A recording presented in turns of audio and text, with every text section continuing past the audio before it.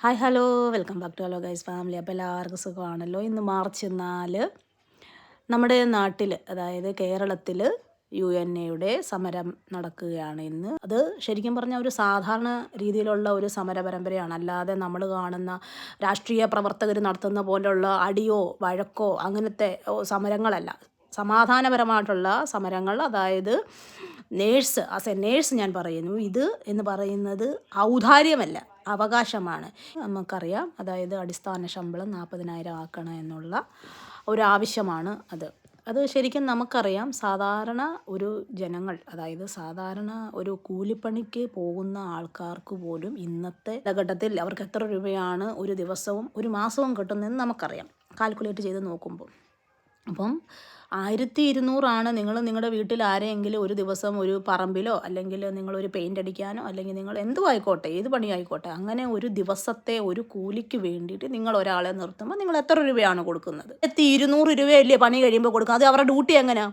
9 തൊട്ട് 5 വരെ, അതിൻ്റെ ഇടയ്ക്ക് ലഞ്ച് ബ്രേക്കും ഉണ്ട്, ഇല്ലയോ?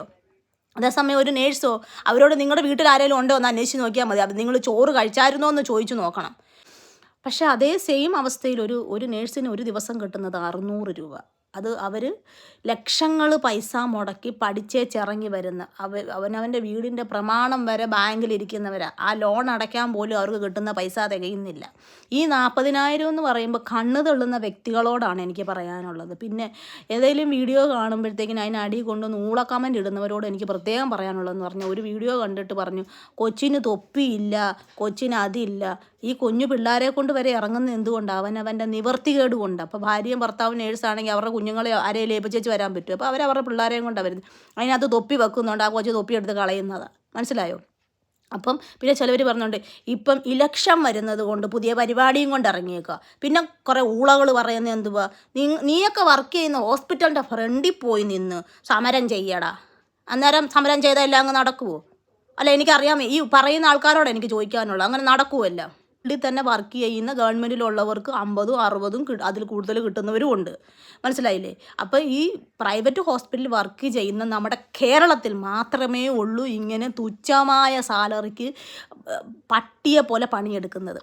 നിങ്ങൾക്കറിയാം, പാൻഡമിക് സിറ്റുവേഷൻ ഇപ്പം വന്നു കഴിഞ്ഞപ്പോൾ, അതായത് കോവിഡ് പോലെ, നഴ്സുമാർ മാലാകമാരാ. എന്തോ മാലാകയോ, അവനവൻ്റെ കാര്യം നടത്തുമ്പോൾ ഈ മാലാക വീട്ടിൽ ചെന്ന് മാലാക എന്ന് പറഞ്ഞു കഴിഞ്ഞാൽ അവരുടെ വീട്ടിലെ കാര്യങ്ങളൊന്നും നടക്കത്തില്ല. അവർക്ക് ചോറും പിന്നെ അവർക്ക് നിത്യോപയോഗ സാധനങ്ങൾ ഈ ആരും ഫ്രീ ആയിട്ടൊന്നും അല്ലല്ലോ കൊണ്ട് കൊടുക്കുന്നതാണോ? ഈ സാധനങ്ങളുടെയൊക്കെ വില കൂടിയതൊന്നും അറിഞ്ഞില്ല. 7 വർഷത്തിന് മുൻപാണ് ഒരു ഇതേപോലെ ഒരു സമയം പറഞ്ഞാൽ ആ കറക്റ്റ് സമയത്തിനല്ല. 12 എന്ന് പറഞ്ഞാൽ 14 മണിക്കൂറും ഡ്യൂട്ടി കഴിഞ്ഞ് ഇറങ്ങി വരുന്നവരുണ്ട്. അതങ്ങനെ ഉള്ളവർക്കേ മനസ്സിലാകത്തുള്ളൂ. പിന്നെ ആരാൻ്റെ വീട്ടിൽ തള്ളയ്ക്ക് ഭ്രാന്തെന്ന് പറയുമ്പോൾ അതിനകത്ത് സന്തോഷിക്കുന്ന ആൾക്കാരും ഉണ്ട്. പ്രത്യേകിച്ചും സ്പെഷ്യാലിറ്റി ഡിപ്പാർട്ട്മെൻറ്റുകളിലൊക്കെ വർക്ക് ചെയ്യുന്നവർ, അവരൊന്നും സമയത്തിനല്ല അവർ ആഹാരം കഴിക്കുന്നത്. 12 മണിക്കൂറെന്ന് പറഞ്ഞ് 14 മണിക്കൂറും ചിലപ്പോൾ ഡ്യൂട്ടി ചെയ്യേണ്ടവരുണ്ട്. അപ്പം ഈ പാൻഡമിക് സിറ്റുവേഷനിലാണെങ്കിൽ പോലും 14ഉം 24ഉം 28 മണിക്കൂറൊക്കെ ഈ PPE ഇട്ട് കോവിഡ് ടൈമിലൊക്കെ ആണെങ്കിലും നിന്ന് വർക്ക് ചെയ്ത് വെള്ളം പോലും കുടിക്കാൻ കഴിയാതെ വർക്ക് ചെയ്ത ആൾക്കാരാണ് നേഴ്സസ്. മനസ്സിലായില്ലേ? ആക്ച്വലി ഇങ്ങനെ ഒരു സിറ്റുവേഷനിലേക്ക് എത്തിക്കരുതായിരുന്നു നമ്മുടെ ഗവൺമെൻറ്. അതായിരുന്നു അവർ അങ്ങനെ ചെയ്തിരുന്നെങ്കിൽ അവർക്കൊരു ബിഗ് സല്യൂട്ട് തന്നെ കൊടുത്തേനെ.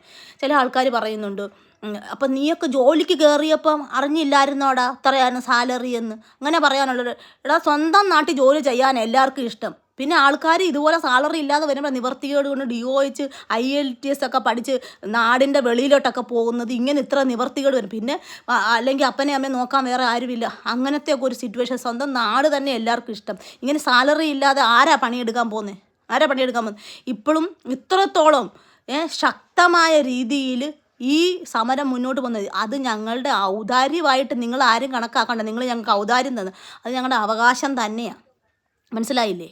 ഇതുവരെ എങ്ങനെയായിരുന്നു ആ കുഞ്ഞുങ്ങൾ ജീവിച്ചത്? അരി എങ്ങനെ ഇതുവരെ വാങ്ങിച്ചേ? ഇങ്ങനെ നാറിയ കമൻസ് ഇടുന്ന നാറികളോടാണ് എനിക്ക് പറയാനുള്ളത്. അത് നിൻ്റെയൊക്കെ വീട്ടിൽ അങ്ങനത്തെ നേഴ്സുമാരില്ലാഞ്ഞിട്ടായിരിക്കും. എടാ, സ്വന്തം നാട്ടിൽ ജോലി ചെയ്യാനാണ് എല്ലാവർക്കും ഇഷ്ടം. മനസ്സിലായില്ലേ? അടിസ്ഥാന ശമ്പളം പോലും കിട്ടാതെ 7 വർഷത്തിന് മുൻപാണ് ഒരു സാലറി വന്ന് ഇത്രത്തോളം ഘോരമായി പ്രസംഗിച്ചതിന് ശേഷം സാലറി കൂട്ടിയത്. ചുമ്മാതെ എന്തെങ്കിലും ഊളവർത്താനം പറഞ്ഞിട്ട് കാര്യമില്ല. മനുഷ്യൻ്റെ ശരിയായ പ്രശ്നങ്ങൾ മനസ്സിലാക്കിയിട്ട് വേണം സംസാരിക്കാൻ, അല്ലാതെ വെറുതെ ഒരു കമൻറ്റ് ഇട്ടിട്ട് പറഞ്ഞു പോകുന്നതല്ല. മനസ്സിലായില്ലേ? നീയൊക്കെ ഒന്ന് വയ്യാതെ കിടക്കുമ്പോഴേ മനസ്സിലാകത്തുള്ളൂ. ഏതെങ്കിലും ഒരു ഹോസ്പിറ്റലിൽ പോയി കിടക്കണം. അത് എങ്ങനെയാണെന്നറിയോ, ICUയിൽ മലവും കോരുന്ന ഒരവസ്ഥയുണ്ട്. ആ അവസ്ഥയിൽ പോയി കിടന്നാൽ നിനക്കൊക്കെ മനസ്സിലാകത്തുള്ളൂ ഒരു നേഴ്സ് എങ്ങനെയാണ് പരിചരിക്കുന്നതെന്ന്. മനസ്സിലായില്ലേ? ചില ഹോസ്പിറ്റലുകൾ നേഴ്സിങ്ങിൻ്റെ ശമ്പളമൊന്നും, അതായത് നേഴ്സിംഗ് ഫീസൊന്നും പറഞ്ഞ് അടിച്ചിറക്കിയ നിങ്ങളുടെ ബില്ലിനകത്തോട്ട് തരുന്നത്. നിങ്ങൾ ബില്ല് നോക്കിയാൽ അറിയാൻ പറ്റും. നേഴ്സിംഗ് ഫീസ് എന്ന് പറഞ്ഞ് ആ നേഴ്സിംഗ് ഫീസ് അവർ അടിച്ചിറക്കുന്ന ആ ഫീസിൻ്റെ ഏറ്റവും കുറഞ്ഞ തുകയെങ്കിലും ഒരു നേഴ്സിന് കിട്ടിയിരുന്നെങ്കിലുണ്ടല്ലോ അവരിങ്ങനെ ഒരു കൊടിയും കൊണ്ട് വെളിയിലോട്ട് ഇറങ്ങി നടക്കേണ്ട ആവശ്യം വരത്തില്ലായിരുന്നു. അവർ വിട്ട് അത് ഫുള്ള് ആദ്യം കാണണം, എന്നിട്ട് വേണം അതിനകത്ത് കമൻ്റ് അടിക്കാൻ. ചുമ്മാതെ ആയി വരുന്നത് കോതയ്ക്ക് പാട്ടെന്ന് പറഞ്ഞ് നടന്നിട്ട് ഒരു കാര്യമില്ല.